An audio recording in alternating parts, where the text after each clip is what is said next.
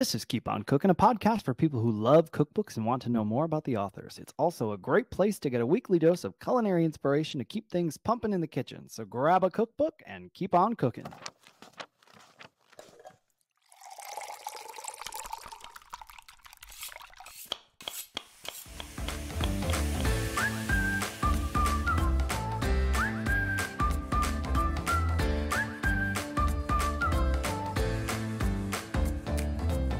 I'm Dustin Harder, and this is Keep On Cooking. Hello, and welcome to Keep On Cooking, the only podcast dedicated to plant-based cookbooks. I'm your host, Dustin Harder, and he is the Linda to my alphabet. It's the one of the actual sweetest men I've ever known, probably the most sweetest man I've ever known in my entire life. It's my husband, David Rossetti. How you doing? Good. The ga is silent. The g. What is that? Linda. It's not. Like you've got braces. Not how they do it? I can't remember. We'd have to see the musical again. I have no problem with seeing Wicked for the 57,000th time. That is a correct. I love statement. Wicked, and we didn't know each other when it came out, but this will not surprise you. True to Dustin fashion, it came out, it was very popular, and I was like, I want nothing to do with that. It's Shocker. Garbage. Only to like 2 years later be like, this musical is the best musical I've ever seen. But the man who loves Phantom, who's the same thing. How dare you? Wildly loved. Listen, I don't love Phantom. Like, it's not standing in my love of musicals as like a top favorite musical. However, I appreciate it for the history that it holds in the musical theater landscape. And I think it's very strange that we are literally the exact same age. And it was nowhere in your, like anywhere in your life in middle school or high school. No. Like, you didn't have to be in musical theater for Phantom of the Opera to be making an impact on you in the early 90s. Like, everyone was catching, because the chandelier falls. Did you see it? It falls every night. Every night. It falls very slowly. Very slowly.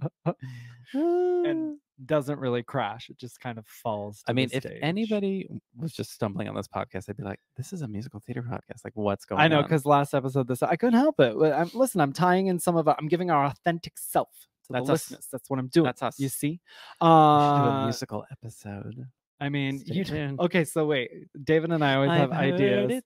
Remember when we were first talking about video ideas? I'm talking way back in the day. It was like, I want to do like a karaoke cooking show. Karaoke kitchen. And it would be like me putting the recipe I created to the tune of a song that's popular. And I was just like, the more we thought about it, I was like, that feels like a lot of work. Also, it'd be fun for like one. Maybe we'll do like one episode. I mean, we can give it a try, but I'll be very honest in saying I'm not a lyricist, so making it work seems a little difficult. We can make it work. I mean, we can hire Lin-Manuel Miranda. Yeah, he's not doing nothing. Hey, Lin. Anybody know Lin? He's not doing nothing. Anyway. Listen, everybody, we said it last week. We're saying it now. We're going on spring break. Can't tell you when we'll be back. David and I are taking a breather. We're getting ourselves over to Chicago, and then we're going to pop back up. As in moving to Chicago. Yeah. As in moving there.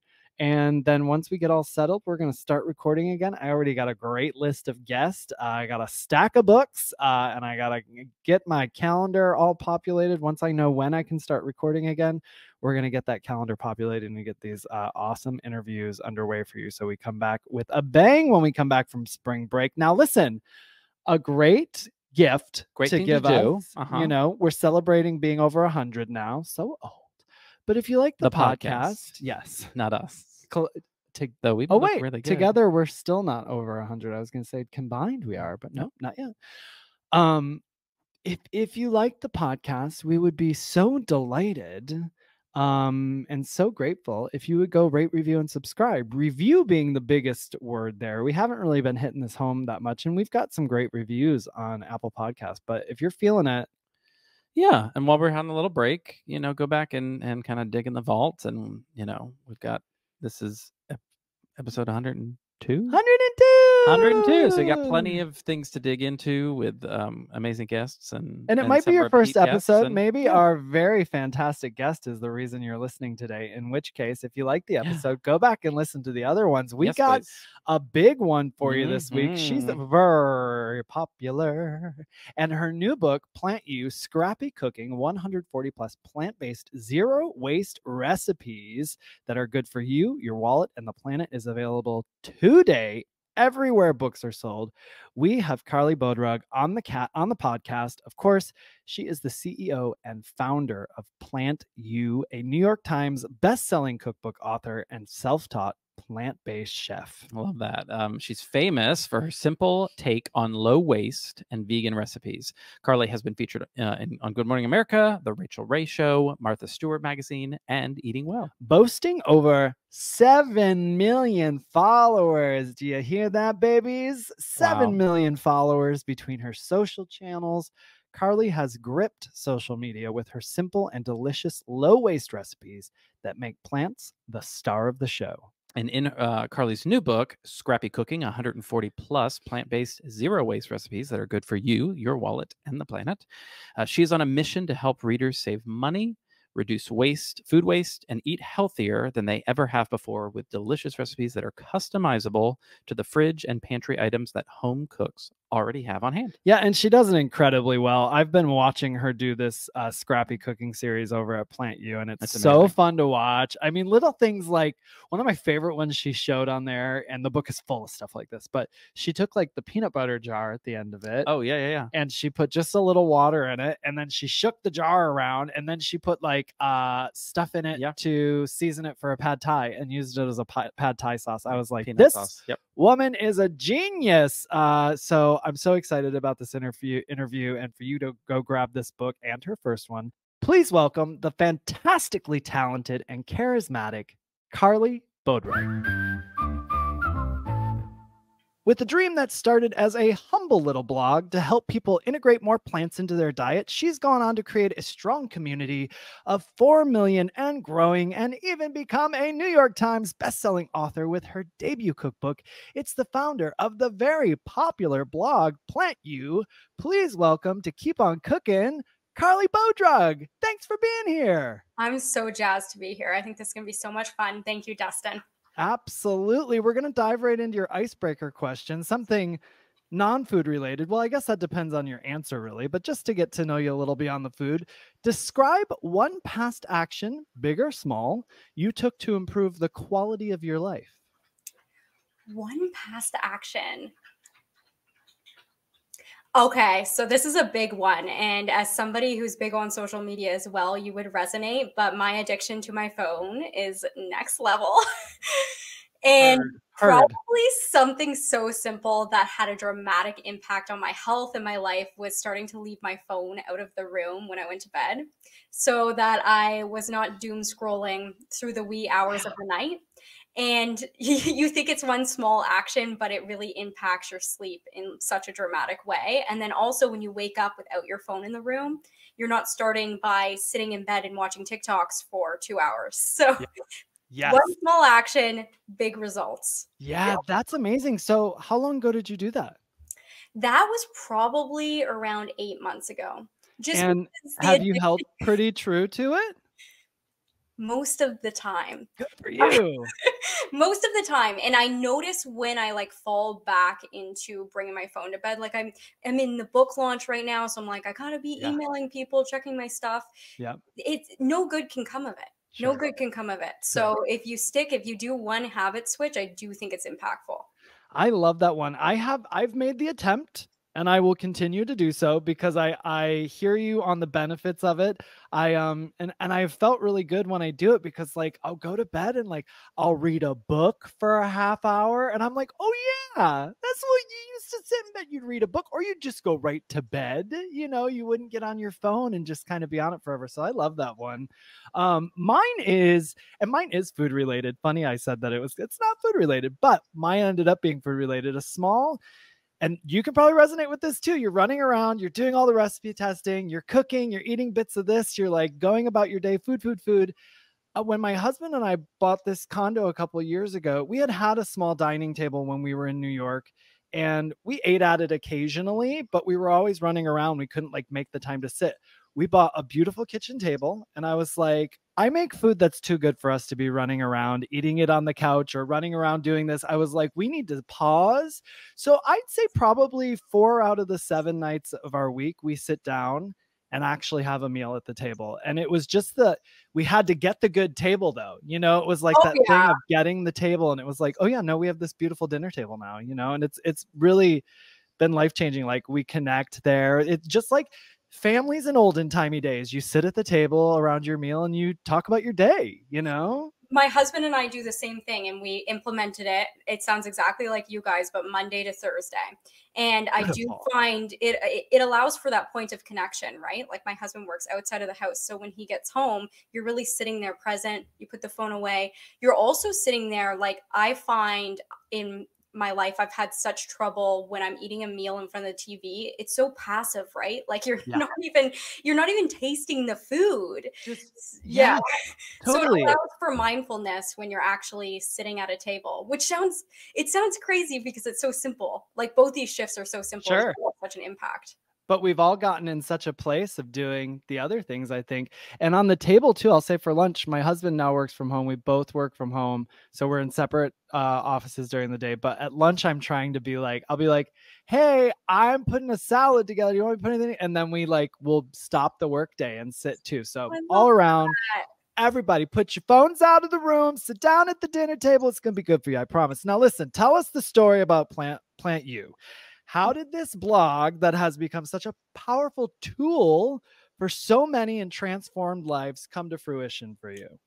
Yeah, so I'll start at the beginning. So when I was 11 years old, my dad was diagnosed with stage 2 colon cancer. Cancer, unfortunately, very prevalent in my family. And he went through chemo and surgery, the whole bit, very traumatic as a kid.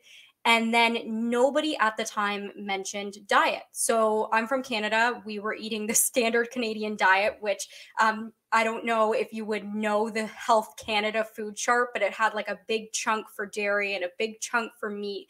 That was what was recommended that we eat. So my parents were doing the best they could, and we never ate a vegan meal in our lives.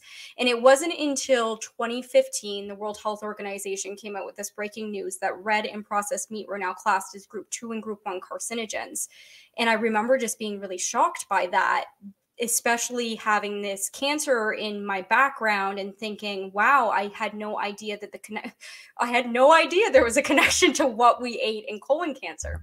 So I was really grateful at the time. My parents and I shifted towards a plant predominant diet, and I went vegan.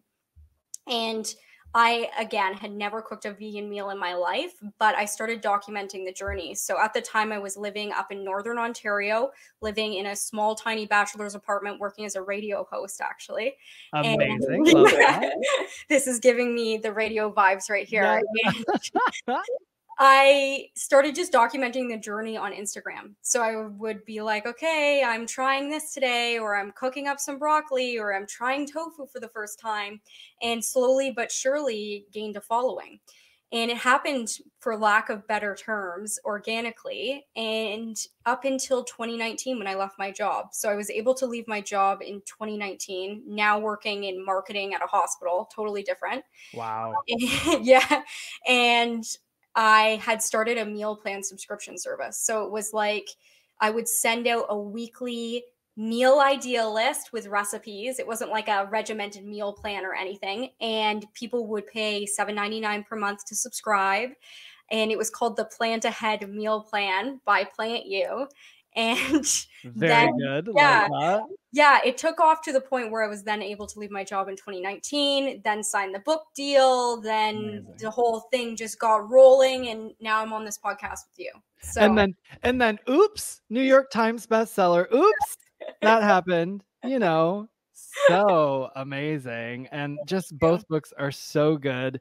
And now yes, here you are in this podcast. This is the height, this is it right here. This is it.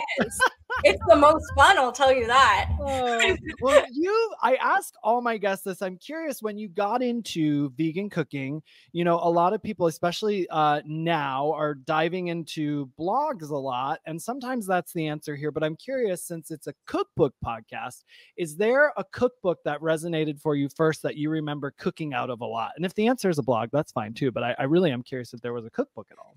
Yeah, I hadn't really cooked from cookbooks too much. And I think I just hadn't gotten into it until I wrote my own. But someone who was really inspiring to me is Lauren Toyota from Hot for Food. Yeah. I'm familiar with. She's a wonderful person, and she's Canadian as well. And I had seen her get laid off. This was like over a decade ago from MTV, and then just pursue Hot for Food. And I was like, this is the coolest person, coolest job in the world. Inspiring millions of people to eat vegan. So I remember I got her cookbook.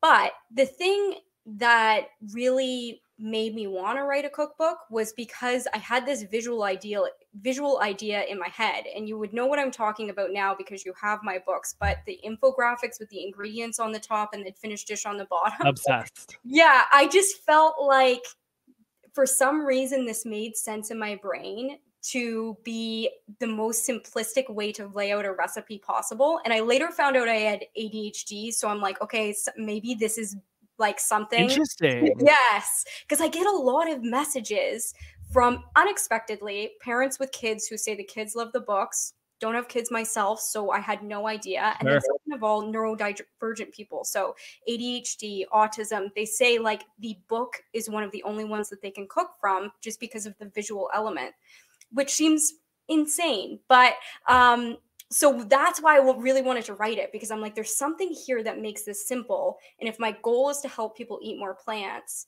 then I'm going to do it.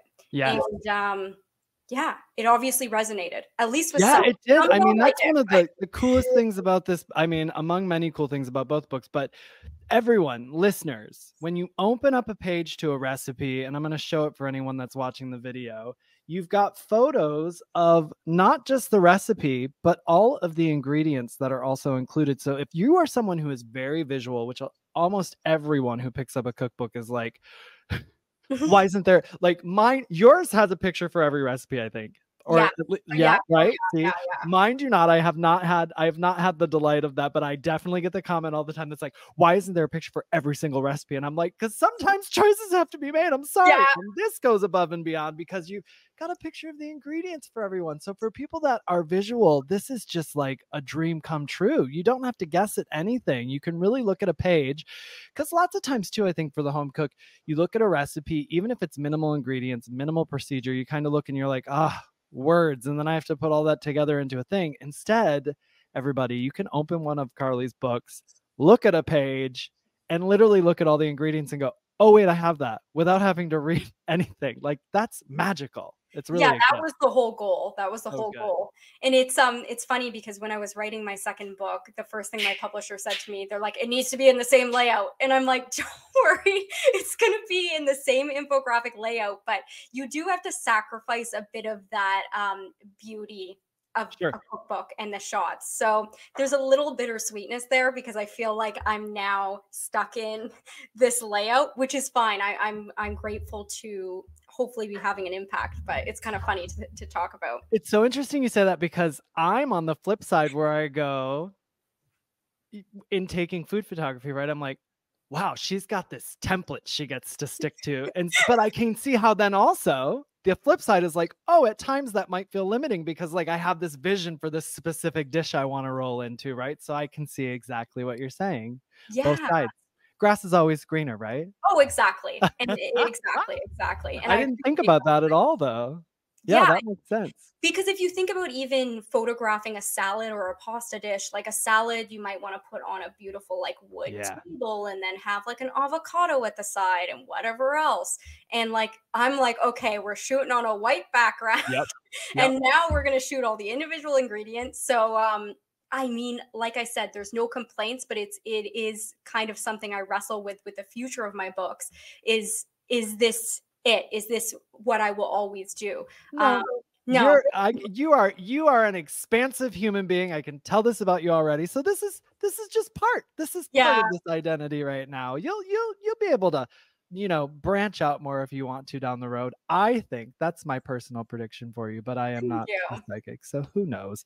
But everybody, we're talking about her first book right now. I'm gonna say it again: the New York Times best-selling PlantYou, 140 ridiculously easy, amazingly delicious plant-based oil-free recipes. I tore through this. I couldn't decide what to make first.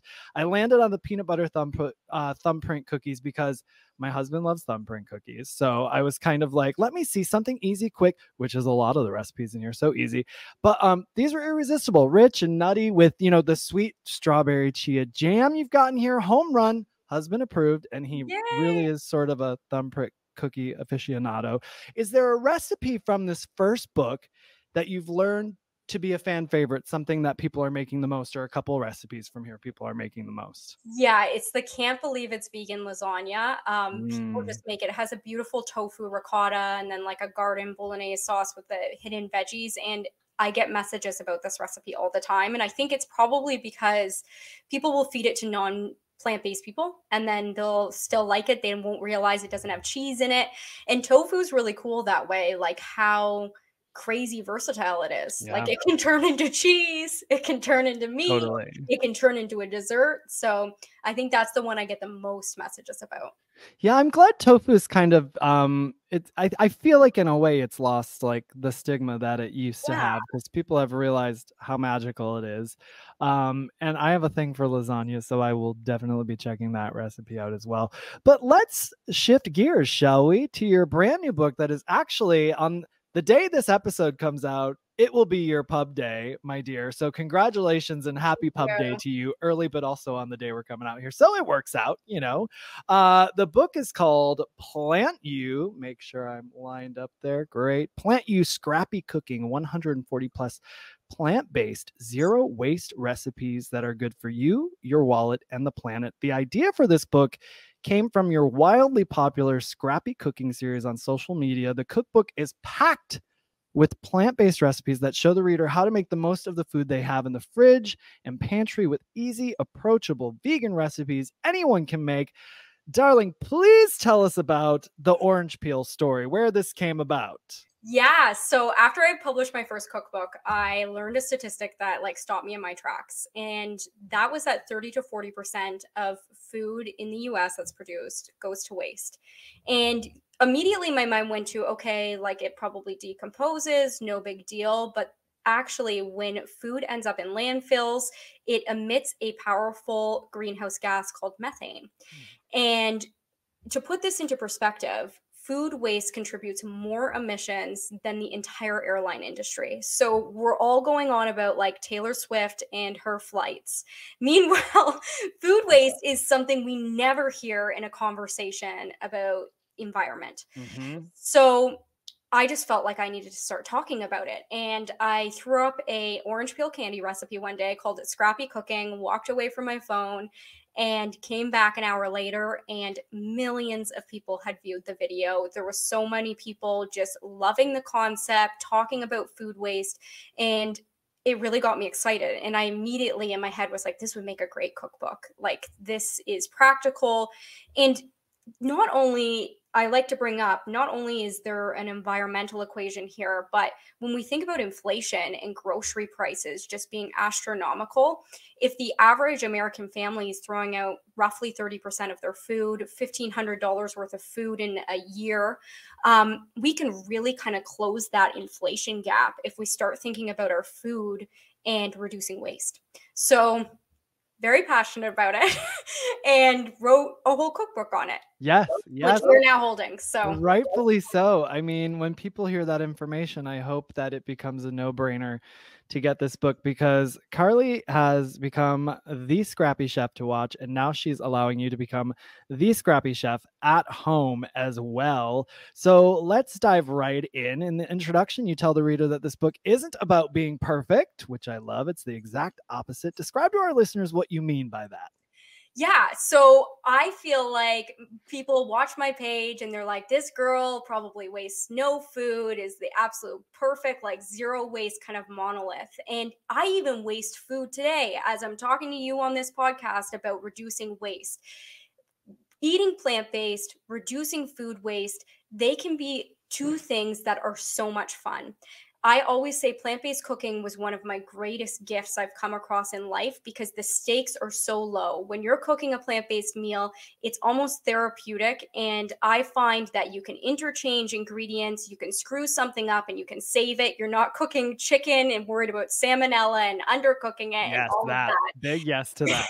And the same thing goes for reducing waste. So I want to really empower people to be able to interchange vegetables within recipes to what they have on hand, to look at their carrot tops and think, I can throw this into a pesto. So that's what I mean. Don't have to be perfect. It's supposed to be fun. It's not all like statistics and kind of doomsday, even though we just talked about the statistics. But once you have that information, I think you can really use it to propel yourself forward in your cooking journey. Absolutely. And listen, it's this idea of perfection. The whole world got caught onto it at some point. If we're all just trying to be a little better every day, that's kind of the best we can do. Exactly. Nobody's perfect out there. So items like this really just help us make some better choices. And you can make some choices as you implement items like this as you move forward to help you be that little bit better every day. So it's perfect. And this isn't just about the recipes in the book. You have a fabulous intro where you dive into the stats that you just talked about as well. You get to share all of that with us in here. Proper ways to store food, covering a variety of ingredients. You talk about the problem of over purchasing, something I am definitely guilty of and trying to be better at. You even get into best before dates, imperfect produce, composting, and setting up your kitchen to succeed in scrappy cooking. And you have a fabulous 4-page layout in this where you list the ingredients that are most commonly wasted with the home cook, and everyone can look here at the ingredients by picture again, and we're getting a list of recipes with each ingredient that corresponds with the ingredient. So it is literally, I mean, maybe you should describe it because I feel like I'm butcher. I want listeners to really understand what they're looking at here. Yeah, I like to call it a visual index. So it's a have this, make that index. So basically it's exactly, Dustin, what you said. It has like a picture of bread, an icon of bread, yes, and then it lists all the recipes that you can use bread that's about to go bad in. So the goal here was to have people, okay, they're opening their fridge and they see that they have kind of wilting spinach in the back of the fridge. Okay, what can I use my wilting greens for? Open that index, look and see a list of recipes and choose one to make. So really beyond really scrappy things like banana peel bacon and watermelon rind pickles, which I have both in the book as well. I wanted the recipes to be really practical and mirror the simplicity of my first book, but be very customizable, because I think one of the barriers to food waste is people get very stuck on recipes. They get very stuck on, okay, I'm going to make this recipe. I need to run to the store and grab a butternut squash when they already have 2 sweet potatoes. Yes. So it really encourages, a lot of the recipes are really just fundamental recipes like curries, stews, mains, where you can interchange, because that's how I cook in my life. Whenever I'm looking at a recipe, I inevitably change everything up based on what I have. Yep. That's great. And that's a great just sort of tip for everyone at home. And what you're going to get in this book is like really utilizing, looking at that recipe and going, oh, it needs this, but I don't have that. I have this, but it's almost kind of like that. How can I put this to play in here and actually get a final product that's going to be delicious? And also play with your food, everybody. Don't be afraid to play with your food. Sometimes you got to make some mistakes to learn things, and it's worth it in the long run, because the next time you go back to make it, you're like, oh, I did that once and it didn't work. So now I'm going to do something else. What's been your biggest recipe fail? And then I'll share mine, because I love this question and I love hearing the answer. Oh my gosh. I can't. Why don't you share yours with me while I think? There's just been so many. Okay, so when I was testing the vegan meatloaf recipe for my first cookbook, it would not mold. Like, it would not stay. So I would like get it out of the pan and then it would just crumble. And I tested, I kid you not, probably 9 of these meatloafs. And my husband fiance at the time, God knows why he married me after this, he ate every vegan meatloaf, and he will not have vegan meatloaf now. Like, it was one of those things where I was just like, day in, day out, honey, he's home. We got vegan meatloaf, and it was like mushy meatloaf. Bless. Yeah, but I eventually did get it. There is a good vegan meatloaf recipe in my first book, although since publishing I haven't made it because there's been no requests. So. Yes. You're like, nobody in my home wants this meatloaf anymore. I will not be making it. That is so funny. There's my husband is, of course, my #1 taste tester as well. And there was a period where I was trying to perfect a Caesar dressing, and it would be like, I was up like buzzing around at 5 a.m. and he'd come out, after taking a shower, and I'd be like, can you try the Caesar dressing? He's like, in the morning. 7 a.m. Like, what do you mean? Like, I just saw you put a tablespoon of capers in that. What are you doing to me? But then he would try it. It was very sweet. I've just had so many.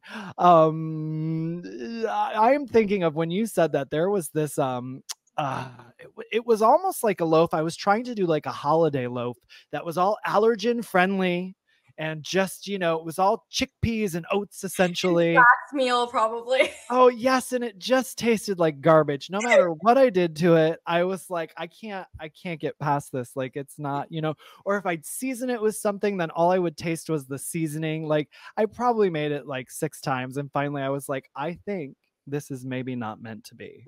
It's always the chickpea, flax, oat type of loaves. Like, yep.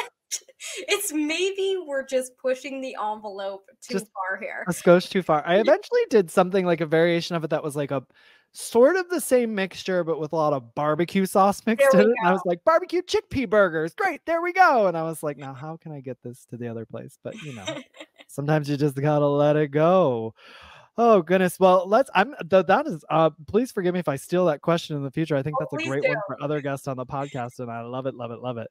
And now I'm just trying to think of all the things I've ever met. There's so much, right? You're recipe testing all the time.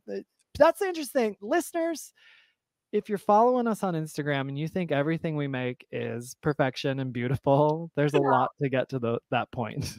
Yeah, especially baking recipes. Like, as someone who's not a natural baker, that takes a lot, right? Like, you need to use a base recipe that's like tried and true, and then experimenting from there. But it took me a while to learn that I needed to do that. I'm like, baking soda, baking powder, oh, it'll rise. Like, it's just baking is a science where you do have to usually follow the recipe. That is true. And things like, do you use agar that much? Oh, I have, and I feel like you're feeling me on this. Yeah, it can go so wrong. It's like, so for anybody listening, if you don't know what agar is, I think it's a seaweed, but it's plant-based. Vegans use it as a gelatin substitute. But it doesn't always gel like you would think gelatin does. It can so easily, you're like slightly off in your measurements, and suddenly you have something that's like as hard as glass. So hard. And you're like, oh, oops. Okay. I kind of move on from those right away. I've done them from other people's books where I've made the recipes. Sometimes it's gone great. Other times sometimes it goes great, and I'm like, this is it. I know how to use agar now like a champion. I'm going to make so many recipes with it, and then, life unfolds and it doesn't work out that way for me.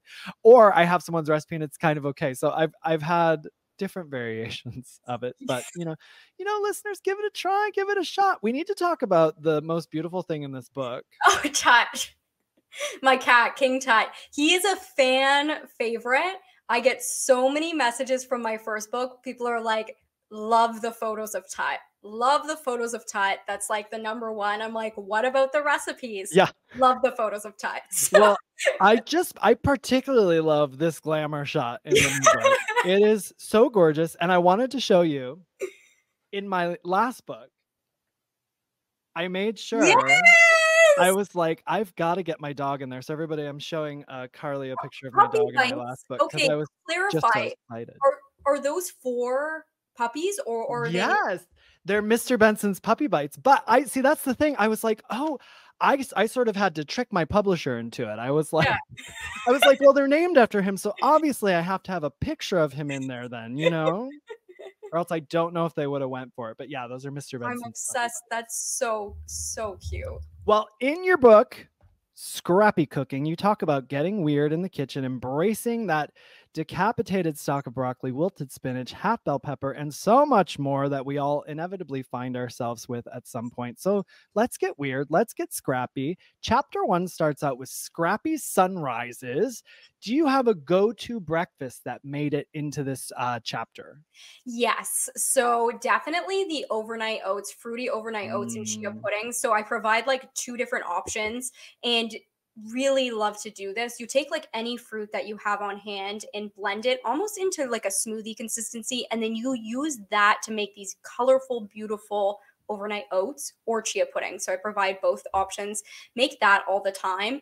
One that's really handy is I have a French toast casserole. The name is escaping me. I don't know if I just called it a French toast casserole. Last week's loaf breakfast casserole. I'm so glad you brought it up because let's get into it. Tell us more about it, please. Yeah. So this is great one. Bread is the #1 most wasted food in the world, which is kind of shocking because as a bread lover myself, but I think what happens is people go to the bakery, they bring the bread home, and then it gets hard really quickly. So if you encounter yourself with this issue, you can make the last week's loaf bread casserole and tear up the chunks, put it into a casserole dish, add a beautiful custard made of plant-based milk and vegan yogurt, and it will rehydrate the bread into like a French toast substitute. And I got to tell you, when we're talking about the photo situation for this, so what I loved about the last week's loaf breakfast casserole, so sometimes when you look at photos, everybody, and they are like a heavily stylized photo in a book, you lose sight of the actual food. So that is another plus side to the way your food is photographed for this book. Is I turned to the page and I was like, all I saw was this beautiful piece from a casserole, and I was like, I want that immediately. That looks so good. I'm so glad. I love first of all, I love bread, so you know, why not? But also just like you're saying, you come home, the bread gets hard, and then ways to utilize it. People don't think of rehydrating the bread like that, you know? Yeah. It's like it's such a great way to use that up. You've got common ground granola in here. Now for the overnight oats, then when you're saying you blend up the fruit, so that essentially comes about if we're seeing some fruit maybe that's about to go bad. Yeah, exactly. I think we all buy fresh fruit, berries. I'm a huge raspberry lover. All our berries in the winter here are imported from Mexico usually. And by the time you get them home, I find you've got like 1 day. You've got 1 day to eat them before they start going mushy. So this is a great way to utilize any fruit. But really, like, there's a lot of scrappy. So the common ground granola uses spent coffee grounds. So good. It adds like a mocha chocolate vibe.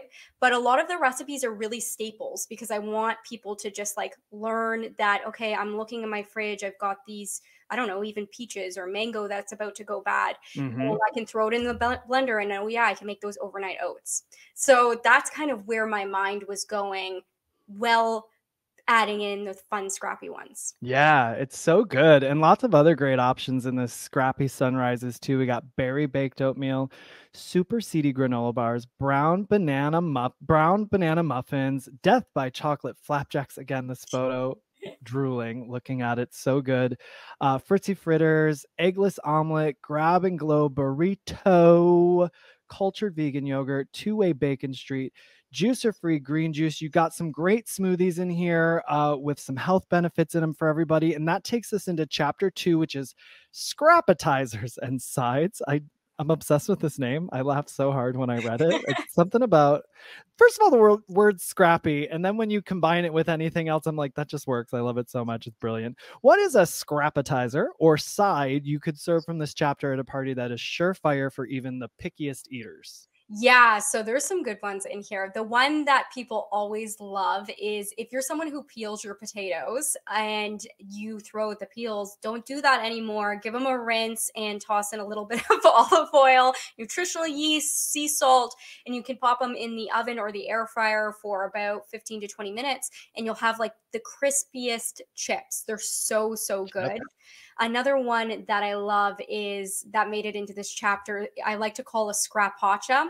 It's a twist on a scarpaccia, and it's this amazing like flatbread thing. So you slice up zucchini, you drain it, you've got the leftover water, you're mixing the water with the chickpea flour, and then adding onion and zucchini slices in. You can add basically any vegetable to this as well. And then you pop it in the oven, and it makes this like delicious flatbread that will fly off the table. I love it. And this whole chapter, that the scarpaccia, I saw it and I thought, oh, is that, I hadn't heard of scarpaccia. Is that what it's called? So then when I saw scarpaccia, I thought, oh, is it focaccia? And then I turned to the page and I was like, oh, it's like a zucchini cake. Like, this is amazing. And it looks so yummy and delicious. And we've got some other great ones in here. Also, the tip on the peels with the potato, everybody, you got to get into it. I mean, when I was a kid, I remember eating potato skins, the chip. Do you remember those? No, I don't, but I can imagine. I mean, it's junk. It's garbage, right? But it's got that potato crunch. These are such a better version of that. You know, it's so nice to be able to make those out of your scraps. You're not tossing anything away. So we've got Fiesta fries in here. We got the beet chips, crispy crunchies. You said the dill pickle chips, the need for flatbread. It's a flax wrap, save the seeds, cornmeal biscuits, which looks so yummy, and sweet and spicy carrot showstopper. What's the sweet and spicy carrot showstopper? This is a great side dish. So it's these beautiful like maple caramelized carrots served over a bed of my whipped feta dip, which is another delicious recipe I have in the book, and then finished off with white beans. If you want to make it more of a complete meal, it's so good. Delicious. Great for like what I would envision on a Thanksgiving or Christmas side dish. Oh, that's great. That's great. And another one we haven't mentioned in here, but I want to say it because everyone's going to want it. Greek lemon smash potatoes. Okay. I'm going to set that there and I'm going to move into chapter 3. With superb soups. Are you a soup all year round kind of gal, or only soup in the winter? I wanted at one point to write a full soup cookbook, but then I remember that people live in like warm places all year round, so maybe it wouldn't sell too well, but it's not off the table for me. I love soup. I love soup, and I feel like soup can be so healthy and it's so easy. They're usually one pot. This might be my favorite chapter in the book because I just made the dilly soup yesterday. It's this amazing soup that has orzo and pickle juice. It sounds weird, and you make it creamy with tahini. It's so good. It's like the best soup ever. So yeah, are you a soup all year round? Oh yes, all year round. I love it. I want it all the time. I'm just looking at, you and I are twinning incredibly. I think I have a recipe called Scrappy Broth. Oh, yay! I'm like, oh my gosh, we need to meet in person and cook because it's going to be aligned. I feel like that's fantastic. You have a scrappy broth in here, which I love, which I assume is taking all the good scraps she got laying around and making some broth out of it, right? I feel like that's such a good use for scraps. Yeah, this is one of my biggest cooking tips is I like to put a bowl out when I'm cooking and just put like my onion peels, carrot peels, if you're peeling your carrots, your garlic peels, all into a bowl. Transfer that to a reusable freezer bag that you store in your freezer. When it's full, you can just dump it into a stock pot, add water over top until it reaches like whatever height you want, basically. It'll be fine. And then I like to add a little turmeric and black pepper.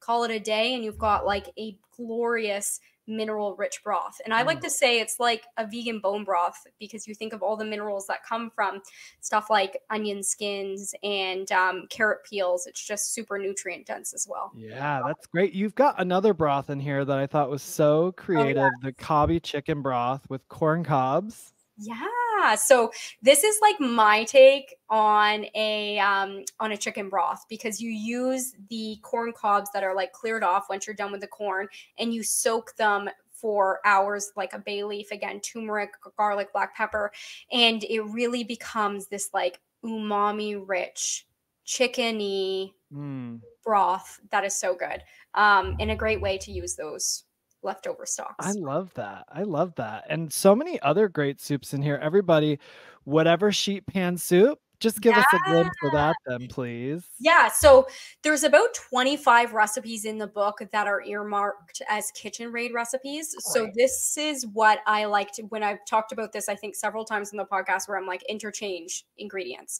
So this is a kitchen raid recipe. So literally you can take butternut squash, sweet potato, pumpkin, throw it on a sheet pan with onions and carrots, and then roast it in the oven, then transfer to your blender with garlic and blend it up, and you've got a beautiful soup. But it's meant to be just like very customizable. And I like to top it, if you have this accessible to you, with my beet leaf chips, or you can use kale chips, and it adds like a crunchiness to this smooth butternut squash everything soup. So good. Whatever soup. Yeah. What a great way to get it all in there. We got green goddess soup, raid the fridge noodle soup. See where that's going. Roasted tomato soup with crispy quinoa, leaky Tuscan minestrone, caramelized French onion soup. So many good ones in here. Now we're on to sustainable Sammys, wraps, and salads. Is there a favorite recipe in this chapter someone might toss together for meal prep, maybe? Meal prep. That's a good question. So I have this great chickpea tuna salad sandwich. I don't know what I named these things. My mind was going crazy. Well, listen, this is the point where like your brain's probably mush about it, right? You've done nothing but eat and sleep and dream this book up for the last probably 2 years. So no worries. So I can picture all the recipes in my mind, but exactly. This is basically a chickpea tuna salad sandwich. And again, we use pickle juice, or you can use white beans. So I use white beans or chickpeas. Again, it's super customizable. And I think this is a fabulous meal prep friendly recipe. You throw all of that in the food processor with artichokes, marinated artichokes, and it creates like this flaky, and nori sheets, and it creates this flaky, like tuna-ish stuff. So you can either put that in a wrap or put it in a sandwich, and it's so delicious. Oh, that's great. There's so many great items in here. We've got broccoli stem summer rolls, making use of that broccoli stem. Yeah, that's another good one too. Very good. Celery leaf tabbouleh, life-altering Mediterranean wraps, sprouted wrap. Tell me about the sprouted wrap. This one is so good. So I'm a huge fan of sprouts and sprouting. So have you ever sprouted before? No. Well, quinoa I've sprouted to make the Rejuvelac. Oh, I've never sprouted quinoa. So this is new to me. Me. Situation. I like to sprout lentils, and this is like a green goddess wrap with lentil sprouts and edamame, and everything is green. I wanted something like when you mix it in a bowl, it's all the green things. So it's got lentil sprouts, edamame, a green goddess dressing, greens, and you mix it up and it just looks vibrant. And then you all wrap it in a wrap, slice it in half. And you know when something just looks like healthy and fresh?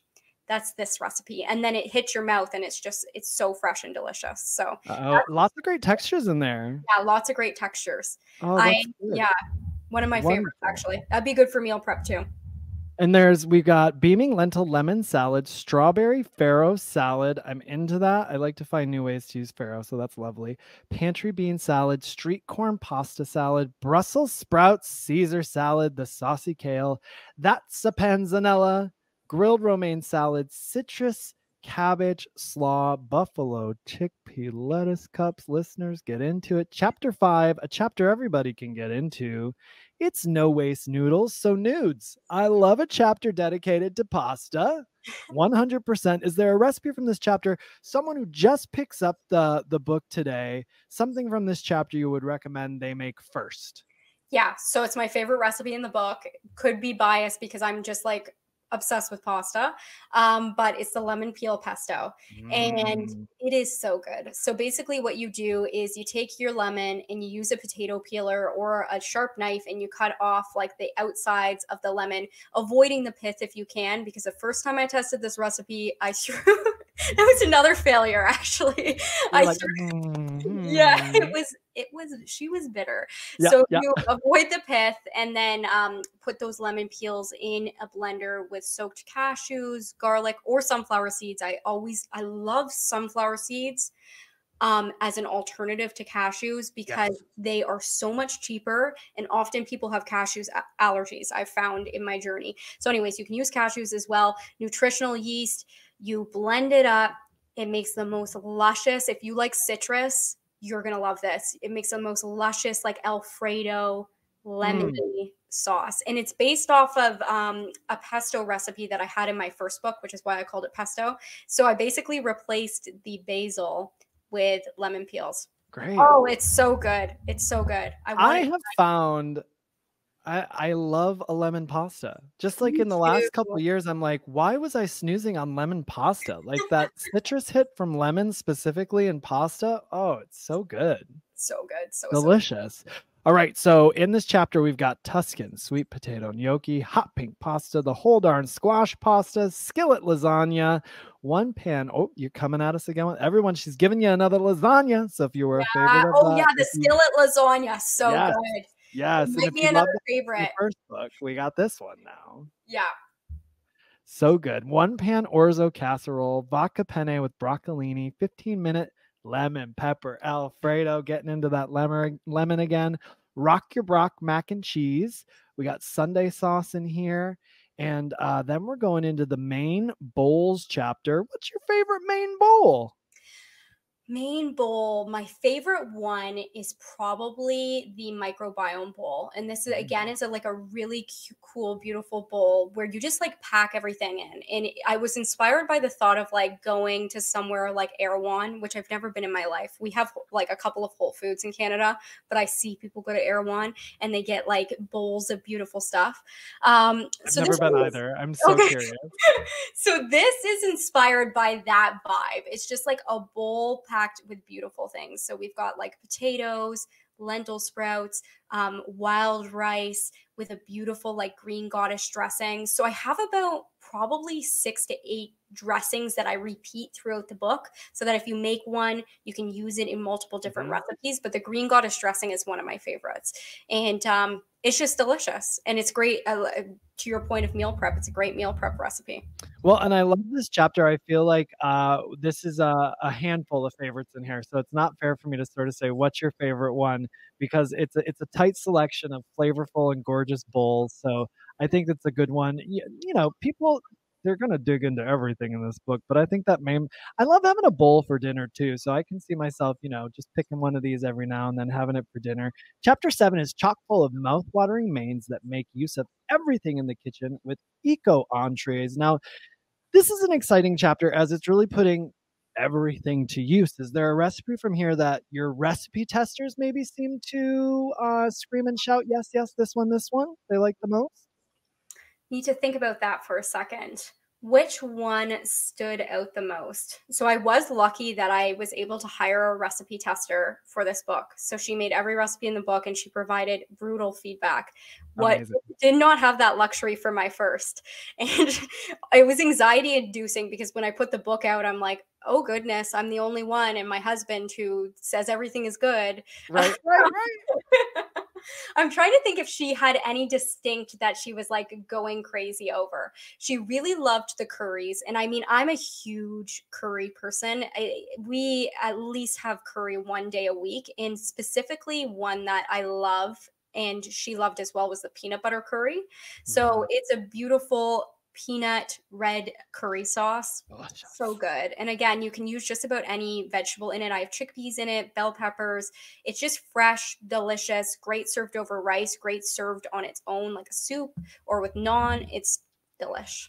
And I've got, you just said naan and I just flipped back to your scrappetizer and sides because even though it's the need for flatbread in here, I just saw it's like 2 ingredients. I'm like, I think I'm getting right off this and making that when I'm done. It just plus then some curry to dip it in. Come on. So in this eco entrees chapter, everybody, I want you, there's so many beautiful things in this book. So I'm gonna read off some recipes just so you get a good idea of what's in here. We got the firecracker tofu with coconut rice, zucchini falafel fritters, any vegetable curry, perfect peanut butter curry, the one you mentioned there, the Palak Paneer, golden immunity stew, spicy eggplant and white bean stew, pickled Tennessee tenders. Tell us more, please. Pickled Tennessee tenders. Those are tofu tenders that are marinated in pickle juice, and they're so good. and then you bread them, and then you put them in your favorite hot sauce, and then you dip them in like a Caesar dressing, vegan Caesar dressing, which I have in the book. So it sounds so good. That's just my face, everybody. I was just like, what? Because I just think it's so genius. Also, Carleigh, I have a question for you. Do you like dill? I know there's so much dill.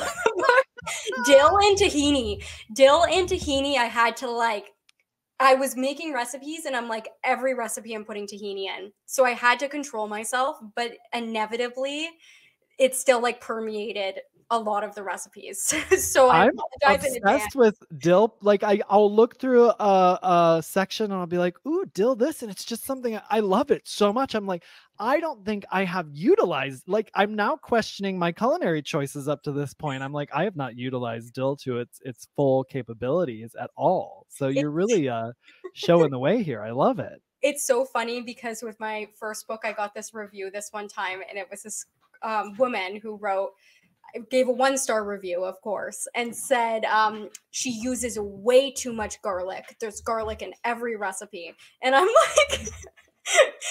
like, you just gave them ammunition. It's going to be like, there is dill in every recipe.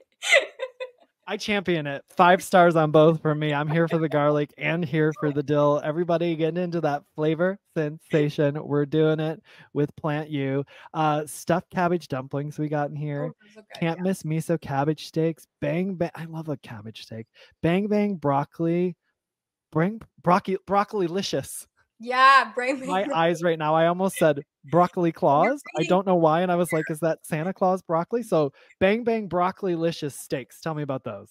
Those are just incredible. I love a broccoli steak. You just peel off the really hard outer edge of the broccoli stems, which, by the way, if you're buying broccoli, the stems are so delicious, edible, nutrient dense. Don't pay for your broccoli by weight and pay for the stems and then throw them away. So they're just a whole broccoli that is like sliced in half and then served over this incredible red sauce. It's just delicious. Tender, juicy, great. Could serve as a side dish, or you could add like some beans for a main or serve over rice. Have you ever eaten at Dirt Candy in New York? What is a dirt candy? I believe it's still there. I think it was vegetarian. I think it's vegan now. Oh, it's a restaurant. Yeah. I thought it was a food item. I thought you said, have you ever eaten one? And I'm like... That's why I loved the, when you were like, what is a dirt candy? And I was like, well... That's so funny.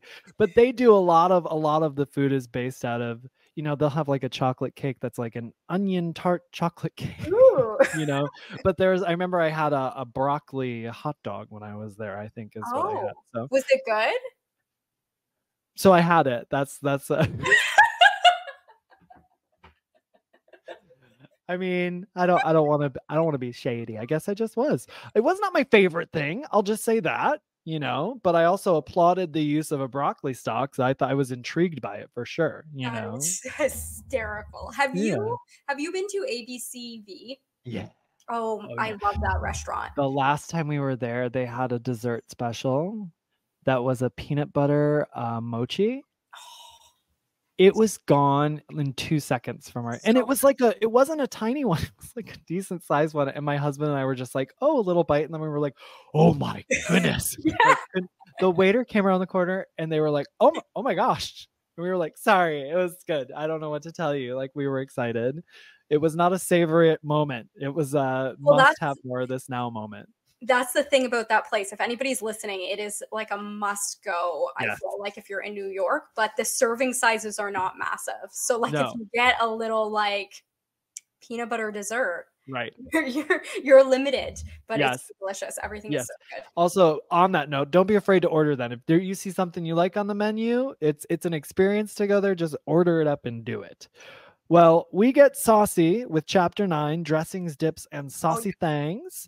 And we're a saucy household. So is there one in here that came to mind first as a must-have in this chapter, when you like one that you keep on the regular that was like, oh yeah, well, that's going in this book, obviously?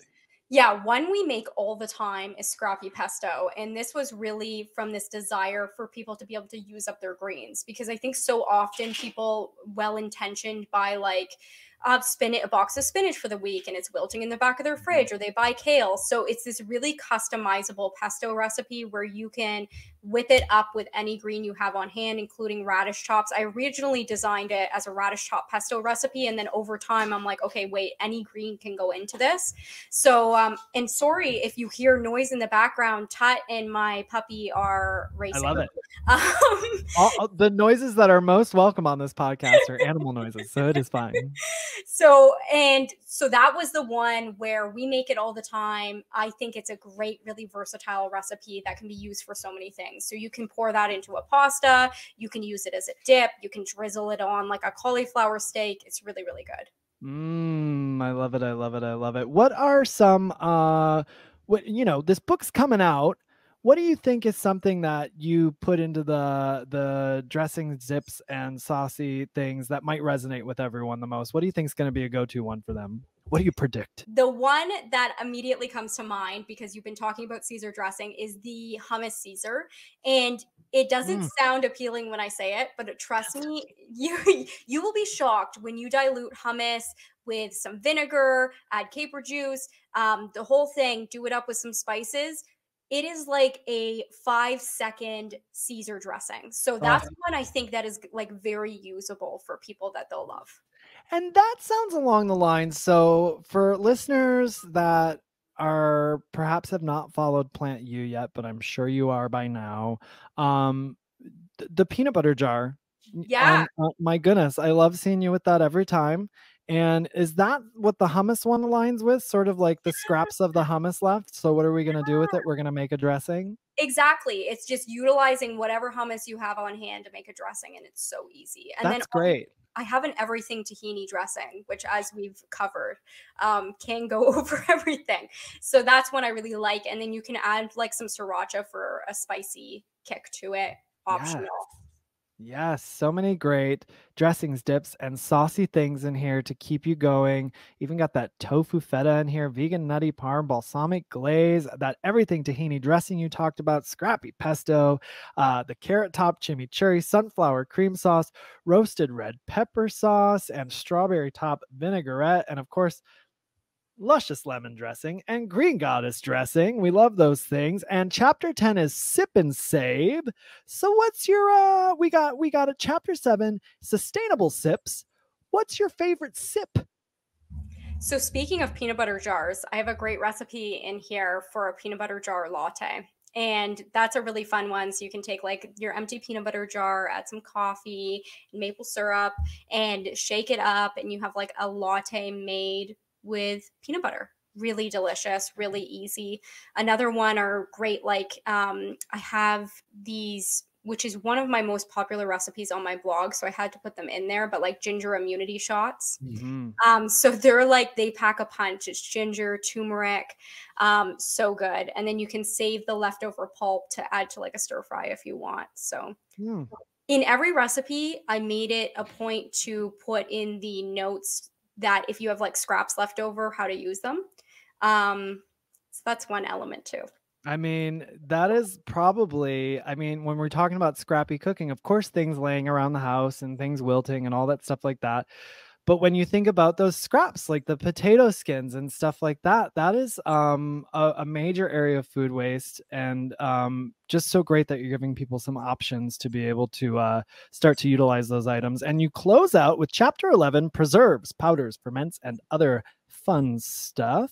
Give us a fun stuff. What's one of your favorite recipes that falls into the category of fun stuff?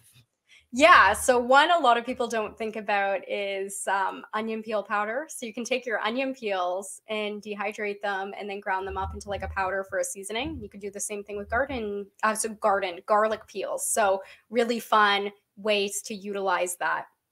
Nice. Oh, that's great. So much good There's stuff a lot packed into this book. Like I couldn't stop. I was just like, I wanted it to be almost like an encyclopedia for people who want to eat lower waste and whole food plant-based.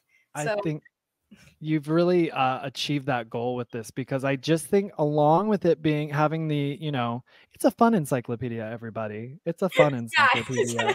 It's a fun vibe. You've got the visuals. You've got all of these recipes beautifully laid out with all the wonderful tips in all of them. And in that preserves, powders, ferments, and other food stuff, we got a sourdough starter, a small sourdough loaf, sourdough discard crackers. Come on with the discard crackers, get into it. Homemade vanilla extract, perfect preserved lemons, sun-dried tomatoes, herb breadcrumbs, citrus peel powder, tomato peel powder, beet powder, pomegranate peel. This is amazing. You're showing everybody how to do this. How fantastic. Lentil sprouts, turmeric sauerkraut, spicy pickled red onions, quick and easy homemade pickles, quick and easy homemade pickles, pickled watermelon spears, strawberry top vinegar, grow your own vegetables from food scraps and freeze your scraps. So you're talking about those items in here too. And that is Scrappy Cooking, my dear listener. Carleigh, I got to ask you, we just went through that whole book in that fast fashion. We really gave somebody some people some good bites in there. But what's a book brag for you? Something that you're most proud of when it comes to Scrappy Cooking? I think so when I wrote this book, my sister left her job. I didn't know if I was going to be able to do it. My mom was ill at the time. My sister left her job. And I seriously considered hiring a ghostwriter because it was like a crisis situation. Sure. And my sister came and worked with me full time, and we did it ourselves. And I'm just so proud. I'm so proud of every recipe, so proud of how it looks. So that would be it. I'm just glad that like I went through, because at some point, in a point of desperation, I was Googling like cookbook ghostwriters, like Ray can't be writing her own book. What do people do in a situation of crisis? And I'm so glad I did not do that, because it would have felt so disjointed from who I was. And after going through and writing every recipe in the book, I don't think I could ever do that. And I don't know how people do it. I don't either. So I'm so grateful that like I persevered, and that my sister helped, and that we got it done. And I'm just really proud of the whole thing. Well, I think that's a lot to be proud of. And I got to tell you, I'm glad that you persevered as well. And I know everybody out there who goes and picks up their copy of PlantYou Scrappy Cooking, or perhaps you pre-ordered it and it is arriving on your doorstep today. I know you're going to be glad that Carleigh persevered and got this to the bookshelves for you. Now we're going to do your rapid fire round of questions. Are you ready? Yes, let's do it. Here we go. Number 1, cake or pie? Cake. No question. Scale of 1 to 10. How good of a driver are you? 2. I failed my driving test twice, and it was horrible. It was terrible. How are you on the highway? Do you have any freak out moments, or are you pretty good these days? I'm pretty good now, but like I wouldn't say I'm a 10 out of 10 driver, that's for sure. I remember I was driving in driver's ed with my friend, and she hated it so much, and we got on the highway, and it was just that moment in Clueless where they're driving on the highway and she freaks out. She just started going like 10 miles an hour, and they were like, what are you doing? And I was like, what's happening? What is happening? Oh, hopefully her driving's improved. Listen, number 3, fill in the blank. Taylor Swift is everything. There you go. Favorite spice or herb to cook with? Dill. I didn't really need to ask it, I guess, but there we go. Must have tool in the kitchen. You know what? I'm such an air fryer stan. Like I just tofu. We cook tofu in this house so much, and like it just pops in the air fryer, and I don't know if I could live without it now.